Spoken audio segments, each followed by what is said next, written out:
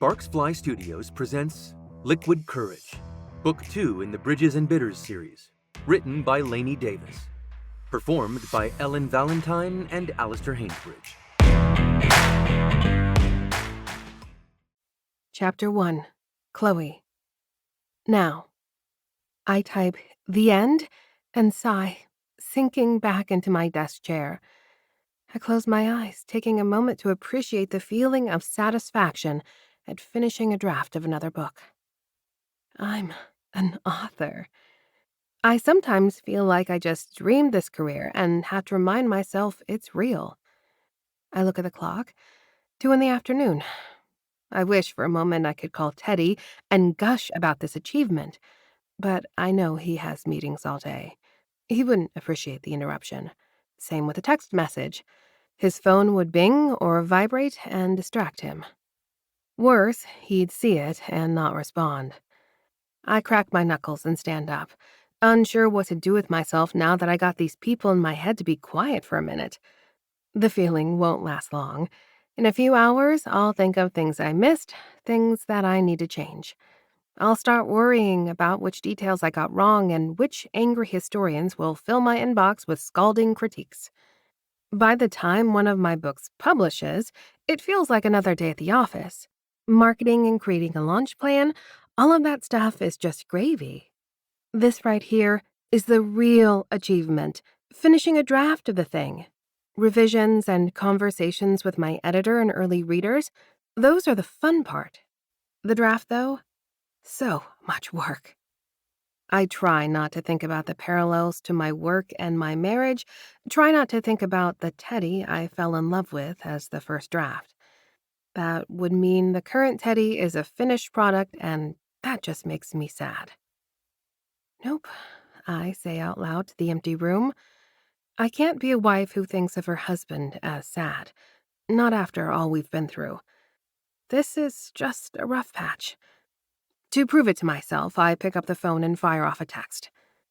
I finished a draft of my next book. And then I wait. Way too long for a response that doesn't come. There are other things I could be doing. Just because there aren't people clamoring for my attention doesn't mean my work isn't intense. I run my own business over here. Not only do I research and write the books myself, I publish them on my own too. I even established an official business for my books last year. Scandal Sheets Press.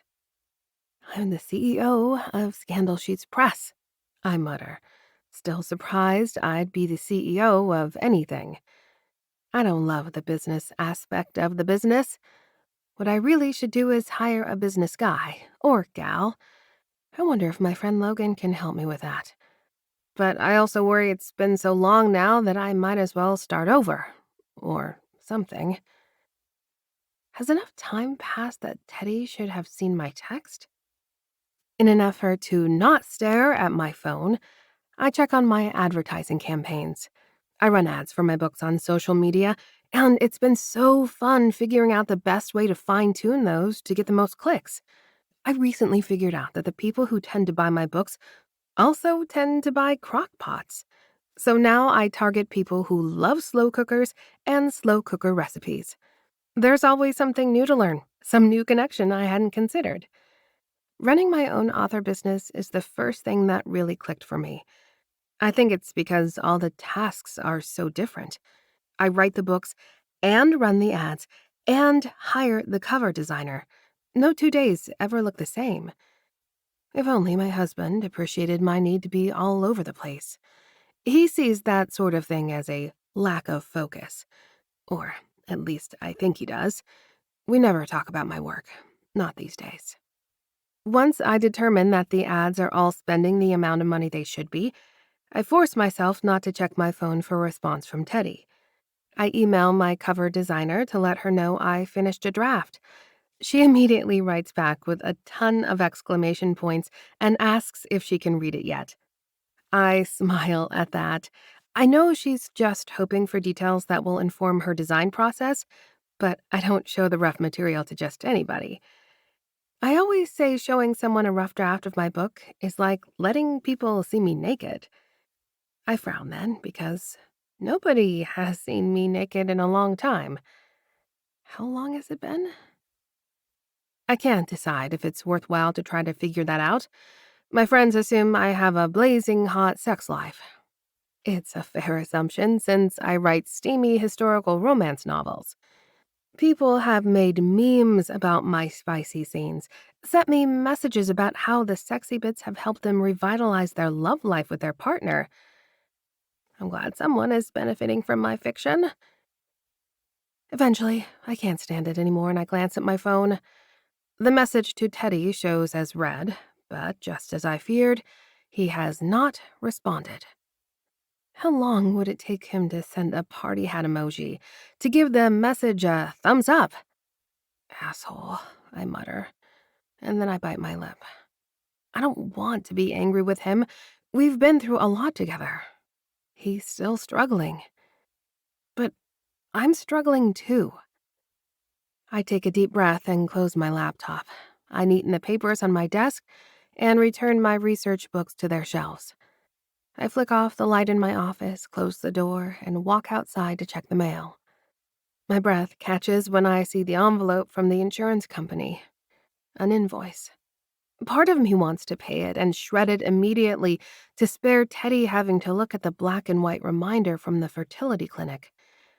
Part of me wants to staple it to his pillow to force him to talk about it with me. Instead of doing either, I leave the mail in the box and walk away. I need to get away from this house for a bit. Enjoy the sunshine. How often do we get sunny days in Pittsburgh? Not nearly enough. I stand in my driveway and remember that I live in the suburbs. My neighborhood doesn't have sidewalks, and there's not really a destination I can reach on foot without crossing a highway. I touch the keyless entry to the fancy car Teddy bought me with his last promotion. I climb in the driver's seat and head toward the city, back to the neighborhood where we bought our first house right after college, when we could only afford a fixer-upper, and when we worked together to fix it up ourselves. Teddy was so angry when I refused to sell the house in Highland Park, but even he has come to admit it's been a good idea to hang on to it as a rental property. After all, he's always saying I have plenty of time to manage the tenants. I roll my eyes, trying to remember the last time I took an afternoon to check on the house. I drive over there, wondering why I don't just explain to Teddy that my days are full of data analysis and drafting marketing copy, in addition to writing sweeping historical romance novels. I pull up to the curb outside and smile at the horde of kids sprinting up the sidewalk from the neighborhood school around the corner. I watch as a sea of dark-haired boys floods into the old Peterson house. I used to babysit for Doug and Amy sometimes when Teddy and I first bought this place. I remember that Amy is the Rogers now, and the Peterson house is technically the Rogers house. Alice Peterson Stagg lives just around the corner with her own trio of rowdy boys. I love knowing the history of this neighborhood. Living here made me a historian. I started researching these beautiful old buildings and learning about the long line of families who lived here. I guess I always imagined starting my own family here. Teddy viewed our house as a starter house, but I think it was more to me. I should have spoken up about that. I take a deep breath, noting the neatly mowed grass at our house, the tidy curtains in the windows. I'm about to put the car in gear and head home again when I see my tenants come out the front door. Julian holds the storm door open for Isla as she locks the door and turns to grin at him, a massive, pregnant belly jutting before her like the prow of a ship. Like a beacon or a billboard shouting that this couple has done it. They've checked all society's boxes. They only signed their lease a few months ago. She must have been newly pregnant, still not showing. I'm glad I didn't have to do paperwork with them when she was visibly pregnant. Didn't have to school my face muscles into a supportive, happy expression. Honestly, I still don't even know whether I want to have a baby or whether I wanted to give a baby to Teddy. It definitely seemed to matter more to him.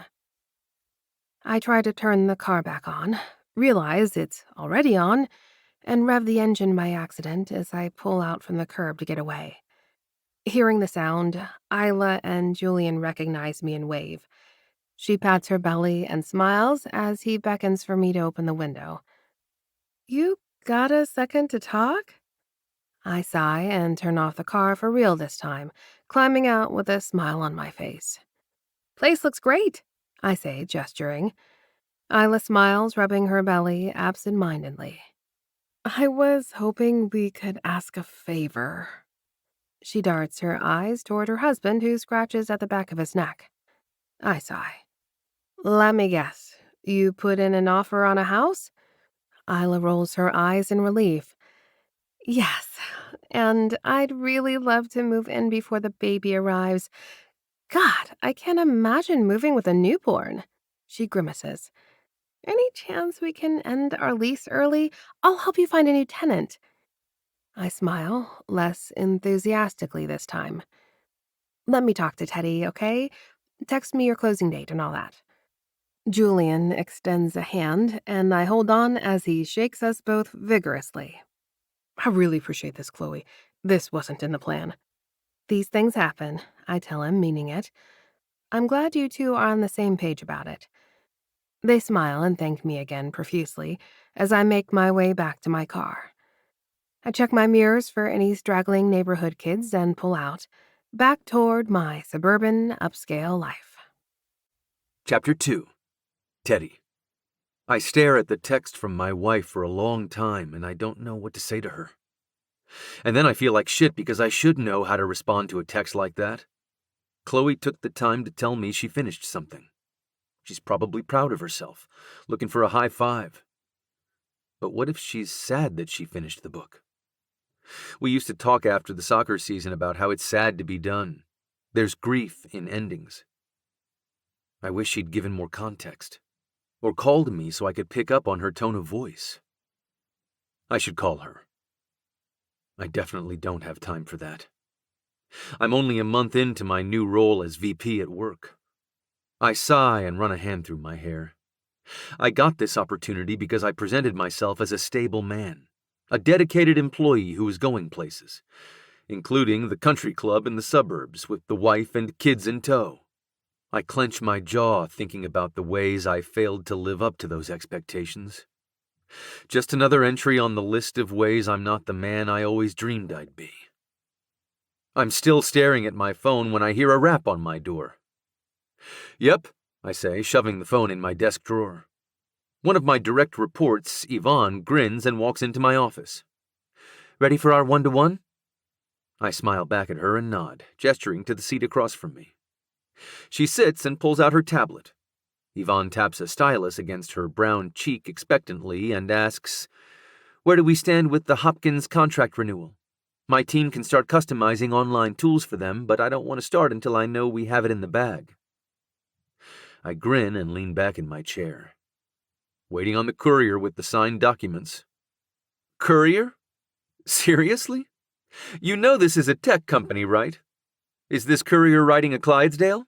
Why not just send a fax while you're at it?" Realizing what she said, Yvonne winces, but I laugh. "You can still bust my balls, Vonnie. I know this promotion is new." I wave a hand. Legal counsel wanted hard copies. Something about a new tax law for interstate commerce. She nods. "All right, sorry I snapped like that. A courier is weird, though, don't you think?" I shrug. I tap my touchscreen and pull up the agenda for our meeting and spin the screen so we can both see it. For the next half hour, we review contracts and upcoming opportunities. She is definitely energized by this process. I always seem to feel intimidated by it all, holding my breath like I'm one mistake away from being sent back to the farm. Holding up her tablet, Yvonne clicks a few buttons on our flagship product page. "And that, Theodore, is called forecasting, just with data instead of snowfall." I nod and look out the window at the sky. "You think it'll snow this week like they said?" She shrugs. "I don't think the Weather Service uses our software. Maybe they should. What do you think?" By the time she and I ponder the merits of going after the meteorology sector, I'm late for my next appointment.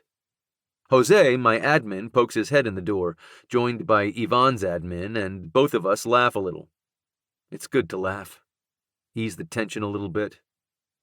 My wife says I get too deep into my own head when I spend too much time alone. I study everyone's wardrobe as they vacate my office. Even as VP, I probably wouldn't have to wear full suits every day. I admit that Yvonne and the others are still doing exemplary work in their business casual attire. But I need the armor of a tailored suit. I spend a lot of time working on this role. I wasn't always a businessman, and I didn't grow up in a family where men wore suits to work. Professional doesn't come naturally to me. Nothing comes naturally to me. All of it takes hard work and concentration. Yvonne waves as she walks out of my office. Give Chloe my love, please. Oh, and tell her congrats on finishing her book. I can't wait to read it. I raise a brow. She told you she finished it? Yvonne and her admin both laugh. Duh, she posted about it on her fan page. God, you must be so excited to find out who Avery's hero is going to be. At the end of Rebel Air, it seemed like she could go for Albert or Thomas. Yvonne gasps. You don't think Chloe would have her get with both of them, do you? Wide-eyed, I shake my head, not entirely certain what she is talking about. I haven't read Chloe's book. I thought the fiction was just a side hobby for her to use up all the extra tidbits she unearthed in her historical research. She sometimes asks to sit and talk with me about her business, but I haven't made the time.